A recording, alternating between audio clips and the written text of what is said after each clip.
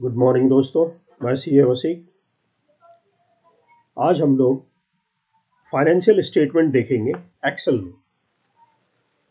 हमारा वीडियो का फोकस एक सैंपल डाटा के बेसिस पे फाइनेंशियल स्टेटमेंट बनाना होगा, यानी कि ट्रायल बैलेंस को यूज़ करके। यहाँ पर आप देखें, एक मैंने ट्रायल बैलेंस लिया है।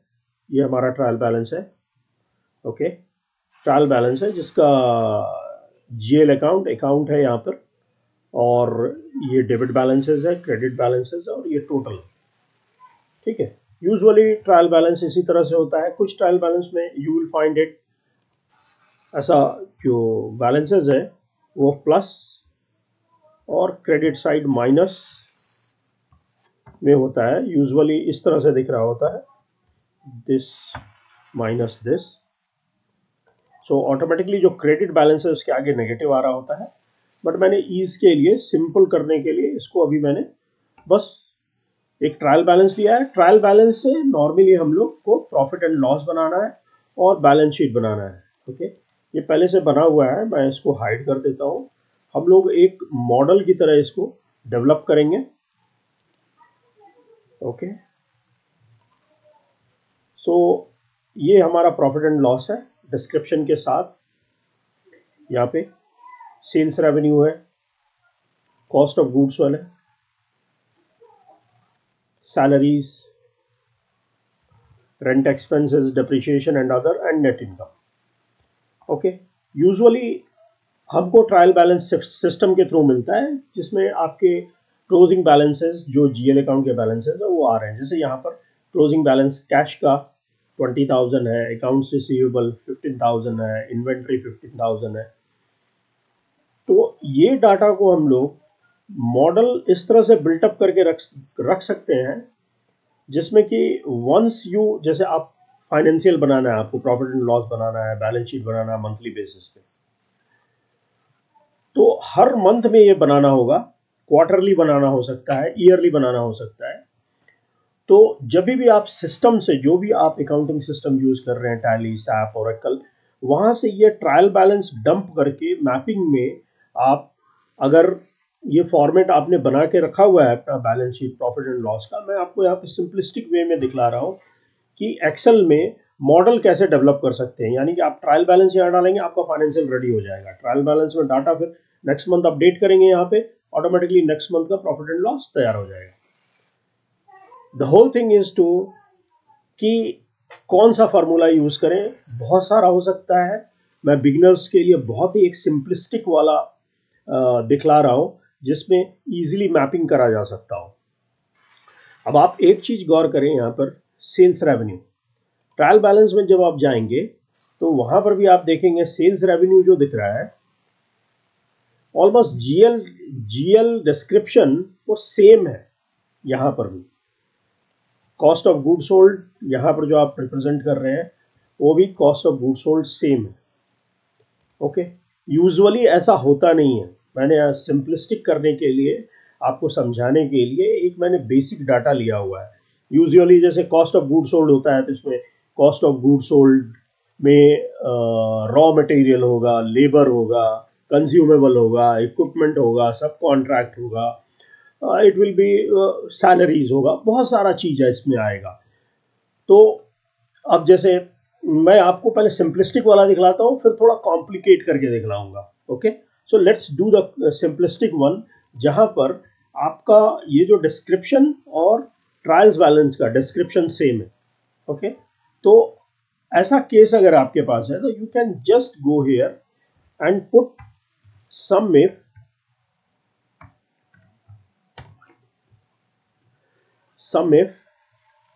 रेंज आप ट्रायल बैलेंस में जाएंगे, you will click this one and go back again. इससे पहले भी मैंने सम इफ समझाया, उसमें क्राइटेरिया में आप ये क्राइटेरिया जहां पे मैच होगा, then you pick up the data of the this column.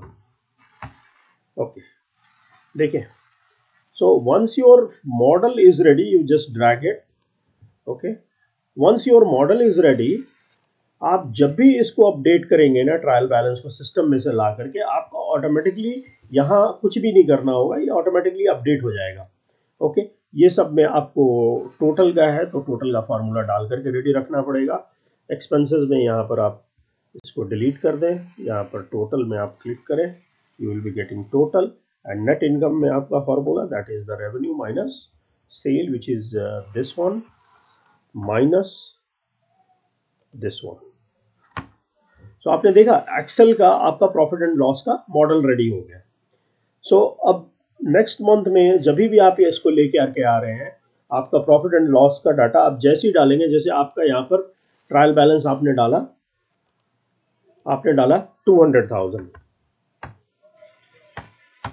200,000 आप जाके देखें, ये जैसे ट्रायल बैलेंस अपडेट करेंगे ये अपडेट हो गया, ऑटोमेटिकली आपका प्रॉफिट एंड लॉस मिल जा रहा है। ओके, अभी यहां पर क्या सिंपलिस्टिक थिंग आपने देखा कि ये डिस्क्रिप्शन और ये डिस्क्रिप्शन दोनों सेम था, क्योंकि बहुत सिंपल सा एग्जांपल था तो आपने इसको कर लिया। But take a twist here, अगर आपके पास ये डिस्क्रिप्शन और यहाँ जो आप प्रॉफिट एंड लॉस बनाना चाह रहे हैं इसका डिस्क्रिप्शन सेम नहीं है, तब क्या करेंगे? जैसे थोड़ा अभी जैसे हम लोग चलते हैं, इसको कॉम्प्लिकेट करते हैं ट्रायल बैलेंस इटसेल्फ को। जैसे cost of good sold material है, ओके, अब आप जा करके यहाँ देखें, ये ऑलरेडी हिल गया होगा, कॉस्ट ऑफ गुड सोल्ड में कुछ भी नहीं आ रहा है। Okay, now the problem with you कि हमेशा मोस्ट ऑफ द टाइम ये जो ट्रायल बैलेंस का जीएल कोड होता है और जो प्रेजेंटेशन का फॉर्मेट है वो अलग होता है। अब उस केस में क्या करेंगे आप? उस केस में take the example,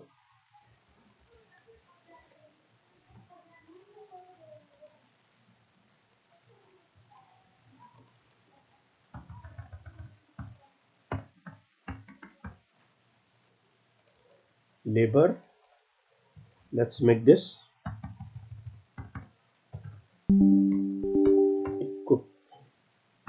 equipment,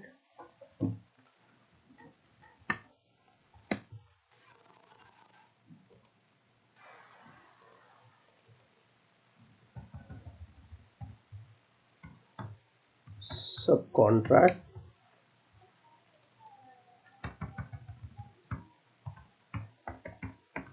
employee cost. Okay, इस केस में क्या करना चाहिए जब आपका यहाँ पे डिफरेंट होता है ना, जैसे रेवेन्यू जो है, रेवेन्यू में आप थोड़ा कॉम्प्लिकेट कर ले, रेवेन्यू में एक्सपोर्ट रेवेन्यू है आपके पास, फिर से लोकल है,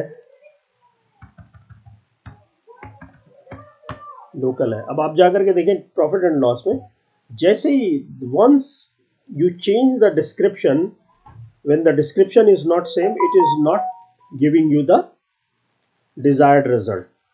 अब इसमें थोड़ा सा ट्विस्ट करना पड़ेगा आपको। what you will do, you will, आप एक लॉजिक मैंने सिंपल आपको बताया था कि ये डिस्क्रिप्शन सेम होना चाहिए। सो दैट्स वाई जब भी आप इस फील्ड से जुड़े हैं और या नहीं भी जुड़े हैं, तो व्हेन वी से मैपिंग, यानी कि now we are doing connecting this GL to summarising it here. तो आपको सिंपली ये करना है कि यहाँ पर आपके पास सेल्स रेवेन्यू, इसको just you copy it, control C, and trial balance में जो जो रेवेन्यू से रिलेटेड है ना, आप उसको लाइक ये वाला यहाँ पर आप मैपिंग डाल रहे हैं। Okay,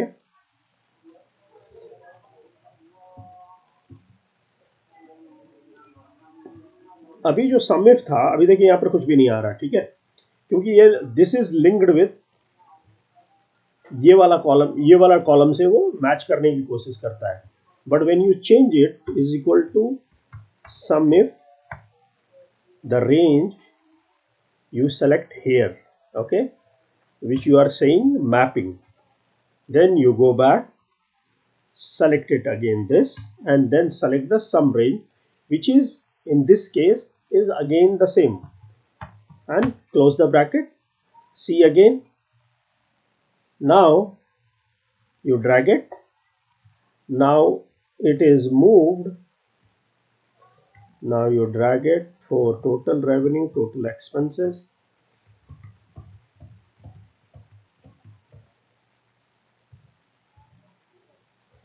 Now you see what happened. It is showing mapping with this. See here how it changed. Cost of goods sold. Now you go. Have you done the mapping? आपने किया करा है mapping? नहीं करा है अभी भाई. यहाँ पे आप mapping करोगे automatically this will update. Like in this case, you go here and just copy cost of goods sold, Control C, and you put in the description.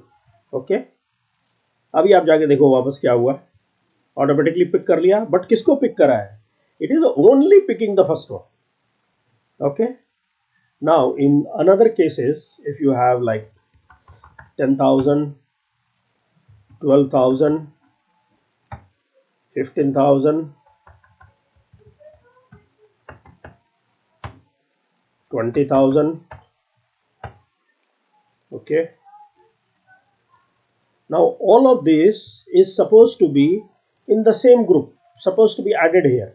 So आप जा करके जस्ट ये वाला जो ग्रुपिंग है इसको ड्रैग कर दो यहाँ तक और वापस जा करके देखो प्रॉफिट एंड लॉस में क्या चेंजेस हुआ. Bang on. Okay. Salary and wages. Salary and wages में भी हम लोग थोड़ा कॉम्प्लिकेट करके देखते हैं क्या होता है. ओके. ये सैलरी एंड वेजेस है. ओके. आप जाके देखो यहाँ सैलरी एंड वेजेस में क्या हुआ. 30,000 पिक हो गया. सैलरी एंड वेजेस में अब हम लोग इसको कंप्लीट करते हैं. एक नहीं है, एक और है हमारे पास. Like other benefits.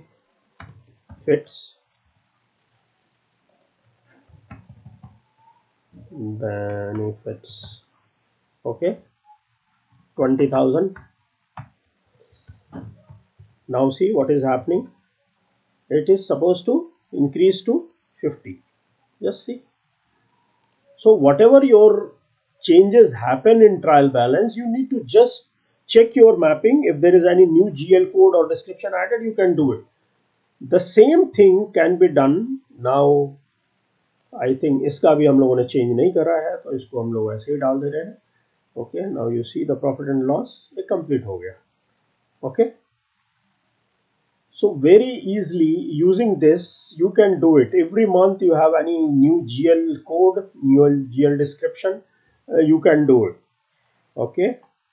Same way we can do this in balance sheet also. Okay. I already have the ready balance sheet which मैंने just hide कर दिया देखने के लिए कि यहाँ पर इसका इम्पैक्ट नहीं दिखे. तो हम लोग इसको फिर से अगेन वही सम इफ वाला फार्मूला यूज करेंगे. Sum if range is again balance sheet के लिए हम लोगों ने चेंज नहीं करा है तो यूजुअली सब सेम है. यहाँ पर we will just click on this still into what to check. check this and then pick me the amount. So just see what you are getting here. See the balance sheet. Whatever is available, it is picking up all the thing. So this one you will just add up current asset and then total non-current asset. Okay, total asset is supposed to be the first one and second one. That is the total current asset plus non-current asset is making your total assets, and then liability is making your these two total. Okay, starting from here to here. 30 and long term, total long term, you take this one, and then total liability will become this plus this, and equity is this, total equity is this, total liability is this plus equity. Now you can see. Now try to check what is not matching. See, you see here 63, 63. Okay, 45, 45. So what is not matching here is accumulated depreciation. See here, this is supposed to be minus. Okay, now both the figures are matching. So that's why I was trying to show you here. Usually plus minus balances used to be there, but in that case you will be having all the liability वो फिर minus करके दिखलाना पड़ता है, इसलिए मैंने आपको simplistic approach में दिखलाया है. In this case both the total assets and total liability is matching. So दोस्तों आपने देखा कितने सिंपल तरीके से आप अपना फाइनेंशियल स्टेटमेंट मॉडल बना के रेडी रख सकते हो. ये ट्रायल बैलेंस हर मंथ आप डंप करो एंड बाय वी लुकअप आप ये सारा डाटा उधर से पुल कर सकते हो. So by this way your financial statement will always be ready in the prescribed format. We will cover the cash flow in some another video. This video already become very big, almost 15-minute video. So I will try to cover the cash flow in another video and also show you the logic, like the simplistic way how to build up the cash flow based on two balance sheet date and the profit and loss. Thank you for watching my video. Visit my channel and watch all other video which will give you really good insight. Thank you.